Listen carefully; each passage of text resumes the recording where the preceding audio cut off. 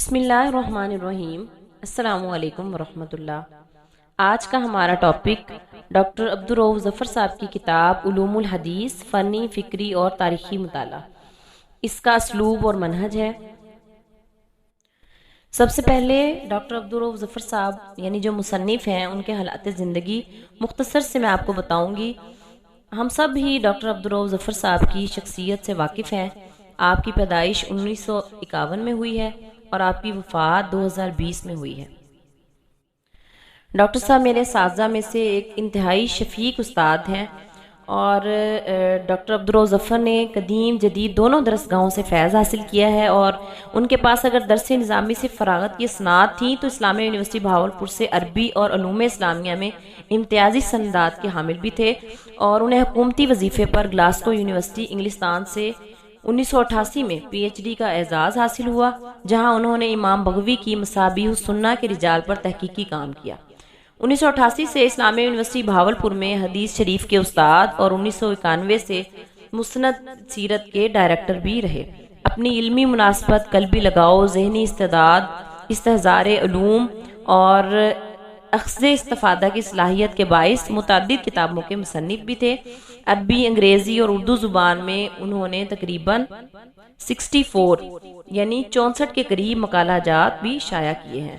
اور پیش نظر کتاب ان کی 16 سالہ علمی ریاضت اور محنت شاقہ کا نتیجہ ہے۔ ان میں سے بہت سے مقالات علمی جرائد اس میں شائع ہیں، اور علمی کانفرنسوں میں جو آپ نے پیپر پڑھے ہیں وہ بھی اس کے اندر شامل ہیں۔ لطف یہ ہے کہ اس میں ملت اسلامیہ کے تمام مسالے کی خدمات حدیث کا تذکرہ بھی شامل ہے، اور یہ کتاب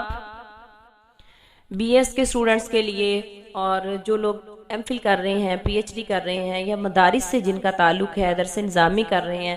اور عام انسان کے لیے بھی یہ بہت ہی مستفید ہے یہ کتاب، اور آسان الفاظ میں لکھی گئی ہے۔ اس کتاب کے تعارف میں سب سے پہلے تو میں آپ کو یہ بتاؤں گی کہ 1000 صفحات کے قریب ضخامت کی اس تحقیقی کتاب میں 400 کتابوں، مخطوطات اور علمی جرائد سے 3070 مقامات پر استفادہ کیا گیا ہے۔ حدیث کی اصطلاحات کے بارے میں بتایا گیا ہے، اور 1000 صفحات کو تقریباً 6 ابواب میں تقسیم کیا گیا ہے۔ اب 6 ابواب کی جو ترتیب دی گئی ہے وہ اس طرح سے دی گئی ہے کہ جو پہلا باب ہے اس میں ڈاکٹر صاحب نے تعارف حدیث یعنی سب سے پہلے حدیث کا تعارف بتایا ہے، کہ حدیث کا تعارف پتہ چلے گا تو اس کے بعد ہی ہم بات کو آگے چلائیں گے۔ سب سے پہلے آپ نے بنیادی اصطلاحات کا ذکر کیا ہے، سند، متن، حدیث، خبر، اثر، سنت،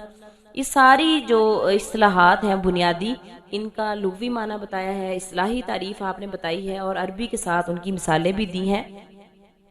اسی باب کے تحت آپ نے حدیث نبوی کی اہمیت اور ضرورت کے بارے میں بھی بتایا ہے، اور اس کی تشریعی حیثیت کے بارے میں بتایا ہے کہ حدیث کی جو ہے وہ کیا حیثیت ہے تشریعی اعتبار سے۔ کتابت حدیث کا بھی ذکر اسی باب میں ہے، اور جو دوسرا باب ہے اس میں سند حدیث کا ذکر ہے۔ حدیث کے 2 حصے ہوتے ہیں، ایک سند ہے، ایک متن ہے۔ اب سند جو ہے وہ پہلے آتی ہے اور متن بعد میں، تو سب سے پہلے ہم سند کو دیکھیں گے کہ سند کی کیا اہمیت ہے حدیث میں، اور محدثین کا جو ہے وہ اسناد کی طرف رجحان، انہوں نے کس طرح سے اسناد کو استعمال کیا ہے، بار بار مختلف سندوں کے ساتھ احادیث کو ذکر کیا ہے۔ اسی طرح سند حدیث کا آغاز و ارتقاء ایک اس کے اندر ذیلی عنوان قائم کیا گیا ہے۔ مستشرقین اور سند حدیث کے بارے میں بتایا گیا ہے، اور سند حدیث کا آغاز و ارتقاء، تحریک استشراق کا آغاز و ارتقاء، سند حدیث پر مستشرقین نے جو اعتراضات کیے تھے ان کے جو جوابات ہیں ان کو جو ہے وہ ڈاکٹر عبدالرؤف ظفر صاحب نے یہاں پہ شائع کیا ہے، اور اس کے بعد ہر باب کے آخر میں حوالہ جات کا ذکر کیا ہے، نمبرنگ دی ہے کہ یہاں سے جو ہے وہ یعنی جو بھی چیز آپ نے کاپی پیسٹ کی ہے، مختلف کتابوں سے مواد کو اکٹھا کیا ہے، تو اس کا حوالہ بھی دیا ہے کہ یہ اتنا جو ہے پیراگراف یہ فلاں کتاب سے ہے، اتنا پیراگراف فلاں کتاب سے ہے، اس کو آپ نے مینشن کیا ہے اور بتایا ہے۔ تیسرا جو باب ہے وہ علوم الحدیث کے بارے میں ہے، یعنی محدث اور طالب حدیث کے آداب کا ذکر ہے، محدث اساتذہ کے ہاں جانے کے آداب ہے، مقام صحابہ ہے، اور یعنی جتنی بھی علوم ہیں حدیث سے ریلیٹڈ جیسے اسماء و رجال کا فن ہے، جرح و تعدیل کا فن ہے، تخریج حدیث کا فن ہے، علم الانساب ہے، یہ ساری چیزیں جو ہیں وہ ڈاکٹر صاحب نے اس تیسرے باب میں ذکر کی ہیں کہ تمام یعنی حدیث سے ریلیٹڈ جو بھی علوم ہیں وہ حاصل کرنے کتنے ضروری ہیں اور ان کا استعمال کس طرح سے کیا جاتا ہے، ان سارے فنون کا ذکر جو ہے وہ تیسرے باب میں کیا ہے۔ اور پھر صرف یہی نہیں کہ آپ نے فن اسماء و رجال کی صرف تعریف کر دی ہے، بلکہ اس سے ریلیٹڈ جو کتب ہیں ان کا بھی ذکر کیا ہے، کتب جرح تعدیل کے بارے میں بتایا ہے، وجوہ تان فی الراوی کے بارے میں بتایا ہے، یعنی اور علم الانصاب پر جو اہم تصنیفات ہیں اس کے بارے میں بتایا ہے، اور ان فنون کے حاصل کرنے کے جو فوائد ہیں، یعنی تخریج حدیث کی اہمیت ہے، تخریج حدیث کے فوائد ہیں، اور فن تخریج حدیث کا ارتقائی جائزہ ہے، تخریج حدیث کے طریقے ہیں۔ تو یہ ساری چیزیں جو ہیں وہ ذیلی عنوانات کے تحت آپ نے ایک ایک چیز کی ڈیٹیل کو ذکر کیا ہے۔ پھر اس باب کے تحت بھی آپ نے نقد حدیث کے بارے میں بھی بتایا ہے کہ نقد حدیث کی ضرورت، تاریخی پس منظر اور خارجی نقد حدیث، داخلی نقد حدیث اور منکرین حدیث کا اور مستشرقین کا جو رویہ رہا ہے نقد حدیث کے بارے میں، ان ساری چیزوں کو لکھنے کا اہتمام کیا ہے۔ پھر اسی طرح سے حوالہ جات کا ذکر کیا ہے آخر میں، اور جو چوتھا باب ہے یعنی باب چہارم کتب حدیث کے بارے میں ہے۔ اب دیکھیں کہ کتنی خوبصورت ترتیب سے آپ نے لکھا کہ سب سے پہلے اصطلاحات کا ذکر کیا ہے، اس کے بعد آپ نے علوم کا ذکر کیا ہے، پھر آپ نے جو ہے وہ اب آپ نے کتابوں کا ذکر کیا ہے۔ تو کتابوں میں مستدرک ہے، مستخرج ہے اور صحیحین ہے۔ جتنی بھی کتابیں صحیحین یا جتنی بھی کتابیں احادیث سے ریلیٹڈ ہیں یا احادیث کی شرائط کے مطابق، یعنی مختلف شرائط کے مطابق محدثین نے کتاب کو لکھا ہے، موطا امام مالک ہے، تو ان سب کے بارے میں آپ نے اس کتاب کے اندر، اس باب کے اندر کتابوں کے بارے میں سارا ذکر کیا ہے، اور مصنفین کے بارے میں بھی بتایا ہے۔ جیسے اگر موطا کا آپ نے ذکر کیا ہے تو امام مالک کا تعارف بھی دیا ہے، صحیحین کا ذکر کیا ہے، تو اس میں صحیحین کی جس بنا پر حضرت امام بخاری اور امام مسلم جو تھے وہ لیا کرتے تھے، حدیث کو لیا کرتے تھے، وہ شرائط بھی آپ نے ذکر کی ہیں اور ان کا تعارف بھی آپ نے مختصر بتایا ہے۔ پھر پانچواں باب جو ہے آپ نے تاریخ حدیث کے بارے میں بتایا ہے کہ جب حدیث کو تدوین کیا گیا، مدون کیا گیا، تو اس وقت کون کون سے مراکز تھے۔ حضرت عمر بن عبدالعزیز نے سرکاری طور پہ اس کو شروع کیا، تو اس وقت آپ کے پاس کیا مواد تھا، مراکز حدیث کون کون سے تھے۔ مکہ مکرمہ کے مراکز حدیث ہیں، مدینہ کے مراکز حدیث ہیں، کوفہ، بصرہ، شام، مصر، یمن، اندلس اور برصغیر تک آپ نے جو ہے وہ تمام مراکز کا ذکر کیا ہے کہ ان کا ہیڈ کون تھا، اور انہوں نے کس طرح سے، کس منہج کے مطابق، کس اسلوب کے مطابق احادیث کو اکٹھا کیا اور اس پر کام کیا۔ پھر آپ نے جو ہے برصغیر کی نامور شخصیات، انہوں نے جو تدریس حدیث دی ہے یا انہوں نے جو جدید سہولتوں کے استعمال کا رویہ اختیار کیا ہے، یا جو برصغیر میں تدریس حدیث کے اثرات مرتب ہوئے، ان کا بھی ذکر آپ نے اپنی کتاب میں کیا ہے۔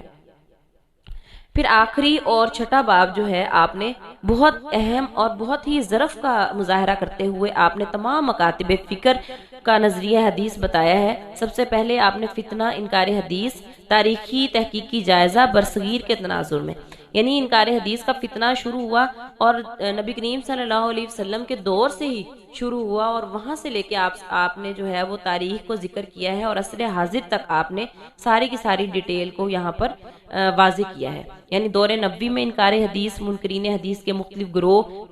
فتنہ انکار حدیث کے اسباب، پھر برصغیر کے منکرین حدیث کے مراکز اور کس حد تک وہ حدیث کا انکار کرتے تھے، یا ان کے ہاں کیا کیا اصول و ضوابط تھے حدیث کا انکار کرنے کے، جزوی طور پہ انکار کیا حدیث کا یا کلی طور پہ انکار کیا۔ اسی طرح معتزلہ کے اصول خمسہ ہیں، معتزلہ کے فرقے ہیں، ان کی کتب ہیں، اور اس کے بعد جو مستشرقین نے جو حدیث نبوی پہ اعتراضات کیے ہیں، یعنی تحریک کے استشراق کا جو آغاز و ارتقاء ہے، اور ان کے جو مقاصد ہیں کہ انہوں نے کیوں حدیث نبوی کا انکار کیا یا اس پر اعتراض کیوں کیا، ان کے کیا مقاصد تھے، مستشرقین کی تحقیق کے اہم نکات، مستشرقین کا طریقہ کار، اور پھر اس کے بعد جو ان کے واضح اعتراضات ہیں، ان کے اعتراضات اور ان کے جوابات کے بارے میں آپ نے بتایا۔ استشراقی فکر پر گول زہر کے اثرات اور مولانا امین احسن اصلاحی کا نظریہ حدیث، یہ ساری چیزیں جو ہیں وہ ڈاکٹر صاحب نے اپنے آخری باب کے اندر تمام نظریات کو دیکھتے ہوئے ہر چیز کا ذکر کیا ہے، اور اس کے بعد حوالہ جات کا بھی ذکر کیا ہے کہ انہوں نے یہ مواد کہاں سے کاپی پیسٹ کیا، کہاں سے لیا ہے، کیونکہ انہوں نے اپنی جو رائے ہے وہ اس کتاب میں نہیں دی، بہت مختصر، بہت کم آپ نے جو ہے اپنی رائے کا اہتمام کیا ہے. آپ نے زیادہ تر مواد جو ہے وہ مختلف کتابوں سے لیا ہے اور اکٹھا کر کے اسٹوڈنٹ کے لیے ایک آسانی کر دی ہے کہ وہ اتنی ساری کتابوں کو اٹھائے اور پڑھے، اس کے بجائے وہ ایک ہی کتاب کو اٹھائے اور جو ہے وہ اپنے پیپر کی پریپریشن کر لے یا علمی پوائنٹ آف ویو سے اٹھا کے پڑھ لے تو اس کے لیے آسانی ہو جائے. آپ نے ہر باب کے آخر میں جو ہے حوالہ جات کا ذکر کیا ہے اور اس کے بعد بھی علیحدہ سے منتخب مصادر مراجع کا ذکر کر کے پھر ترتیب سے، یعنی سب سے پہلے قرآن پاک کا ذکر ہے، پھر احادیث کا، پھر کتابوں کے مرتبے کے اعتبار سے ان سب کا حوالہ جات، ان سب کے حوالے جو ہیں وہ آپ نے مصادر مراجع میں دیے ہیں. انتہائی مفید کتاب ہے اسٹوڈنٹس کے لیے اور ہم سب کے لیے. اللہ تعالیٰ جو ہے وہ یہ کتاب اور ان کا باقی جتنا بھی علم ہے ان کے لیے باعث رحمت بنائے، باعث مغفرت بنائے اور اللہ تعالیٰ ان کے درجات کو بلند فرمائے اور ان کی اس کاوش کو اپنی بارگاہ میں قبول فرمائے. وآخر الدعوانا ان الحمد للہ رب العالمین.